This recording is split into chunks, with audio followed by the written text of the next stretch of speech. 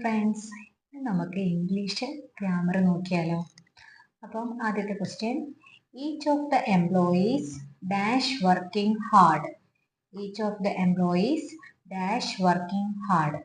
ആദ്യത്തെ question each of the എന്ന് വരുന്ന ഒരു ക്വസ്റ്റ്യൻ ആണ്. ഈച്ച് ഓഫ് ദ വരുമ്പോൾ നമ്മൾ എന്താ ശ്രദ്ധിക്കേണ്ടത്? ഈച്ച് ഓഫ് ദ കൂടെ നമ്മൾ എപ്പോഴും ചേർക്കേണ്ടത്, ഈച്ച് ഓഫ് കൂടെ പ്ലൂറൽ നൗൺ പ്ലസ് സിംഗുലർ വെർബാണ് നമ്മൾ ചേർക്കേണ്ടത്.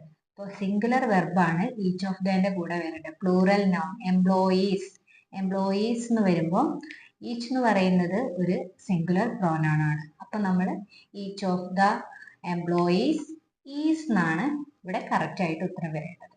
അടുത്ത question, I went to bed soon I fell asleep. Use hardly or scarcely.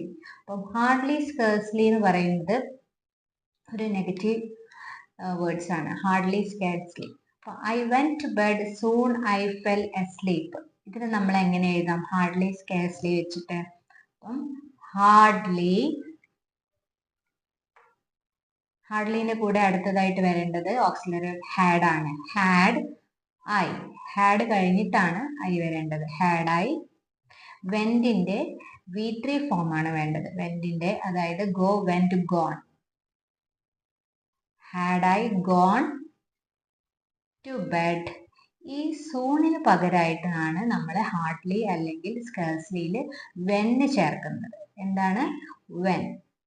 When I fell asleep. When I fell asleep.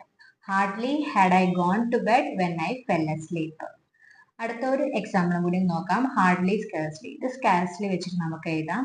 അപ്പം ഇതേപോലെ തന്നെ സ്കാർസ്ലി, ഹാഡ്, അടുത്തത് സബ്ജക്റ്റ് ഹാഡ് ഐ, കോളിന്റെ V3 called തന്നെയാണ്.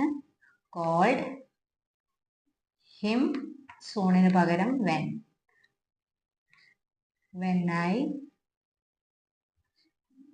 heard the news. ഇതുപോലെ കൂടുതൽ ടിപ്സിനായി channel like ചെയ്യൂ, ഷെയർ ചെയ്യൂ, സബ്സ്ക്രൈബ് ചെയ്യൂ. Thank U.